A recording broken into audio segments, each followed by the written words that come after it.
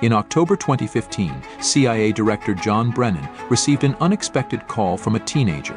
This wasn't an ordinary call. The caller claimed to have hacked into the CIA's systems.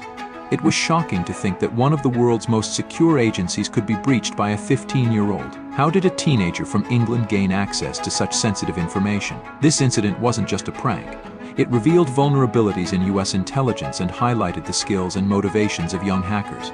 Behind this breach were two teenagers, Cracker from the UK and Default from the US, who were driven by their outrage over US policies and privacy violations. Their actions led to a massive leak of classified information, causing significant embarrassment and operational setbacks for the CIA. What led these young minds to challenge the most powerful intelligence agency, and what were the consequences of their audacious actions? This story uncovers the fascinating and alarming reality of teenage hackers taking on global powers. The call John Brennan received in October 2015 was not just startling but unprecedented. On the other end was a teenager who claimed he had breached the CIA's highly secure systems. The idea that a 15-year-old could outmaneuver the top intelligence agency in the world was almost unbelievable. This incident highlighted a major security flaw and drew attention to two teenagers who dared to challenge a global superpower. One of these young hackers was Cracker, a 15-year-old from Leicester, UK. Cracker, whose real name is Kane Gamble, had always been interested in computers. He led a hacking group called Crackers with Attitude. Despite his young age, Cracker had a deep-seated resentment towards the US government's foreign policies, especially those affecting the Middle East. He was particularly angered by the US's involvement in Palestine and the suffering it caused. This anger fueled his desire to take action. On the other side of the Atlantic, another teenager known as Default, whose real name is Justin Gray Liverman, was making his mark in the hacking world. Living in Virginia, USA, Default had started his journey into hacking by manipulating video games. His curiosity and desire to bend systems to his will led him to learn more about computer programming and hacking. He was inspired by the infamous hacking group Anonymous,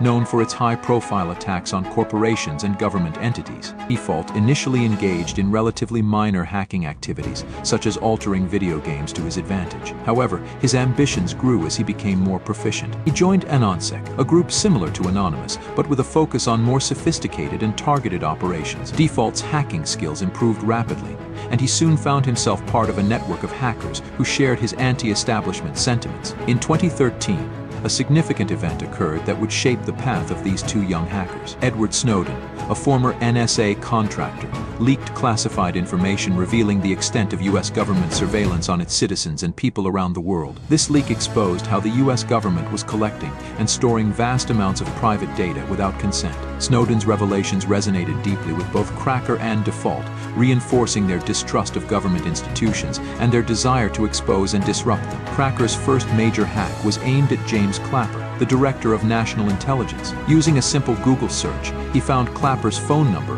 and used it to gain access to his email account. This initial success boosted Cracker's confidence and marked the beginning of a series of high-profile hacks. Cracker's actions caught the attention of Default, and the two began communicating online. They shared a common goal to expose and embarrass the US government. Their most ambitious target was John Brennan, the director of the CIA. Cracker started by searching for any publicly available information about Brennan. He discovered Brennan's phone number, which was registered with Verizon. Posing as a Verizon technician, Cracker called the company's support team and convinced them to grant him access to Brennan's account. With this access, Cracker obtained Brennan's personal email address and other sensitive information. Once Cracker had Brennan's email address, he used social engineering techniques to reset the email password. By providing bits of information he had already gathered, he convinced the email provider to grant him access. This breach gave Cracker and Default access to a treasure trove of confidential documents, including Brennan's security clearance application, which contained highly sensitive information. The hackers wasted no time in exploiting this access. They downloaded and shared Brennan's emails,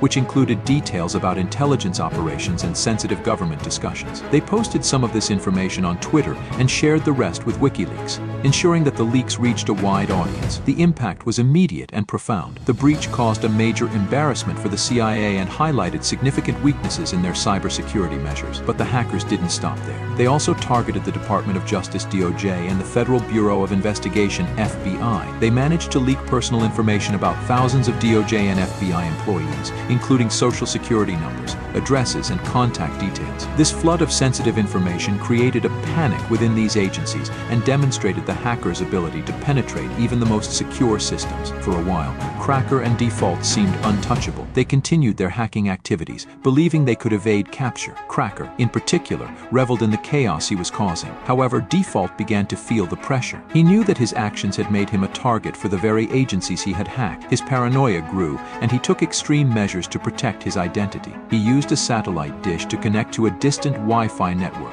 and encrypted his computer to the point that it took 30 minutes to boot up. Despite these precautions, Default made a critical mistake.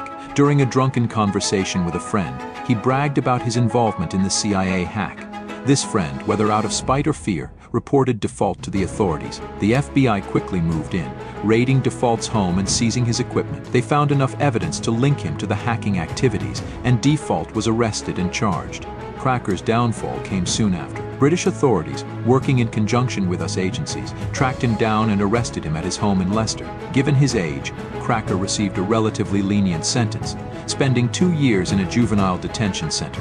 Default, on the other hand, faced harsher penalties. He was sentenced to 5 years in federal prison and ordered to pay significant restitution. The story of Cracker and Default serves as a stark reminder of the power and potential of young hackers. Their actions exposed critical vulnerabilities in some of the world's most secure systems and forced a re-evaluation of cybersecurity measures within government agencies. It also highlighted the motivations that drive individuals to take such extreme actions. Both Cracker and Default were driven by a sense of injustice and a desire to challenge powerful institutions they believed were acting unethically. Their legacy is a complex one. On one hand, they are seen as criminals who caused significant damage and put lives at risk. On the other hand, they are viewed by some as whistleblowers who exposed serious flaws and abuses within powerful institutions. Today, both Cracker and Default have left their hacking days behind. They have turned their skills towards cybersecurity, helping to protect the very systems they once sought to undermine. In the end, the tale of Cracker and Default is a reminder of the incredible power of individuals, even those as young as teenagers, to influence and disrupt the world around them. It underscores the importance of vigilance in cybersecurity and the ongoing struggle to balance privacy,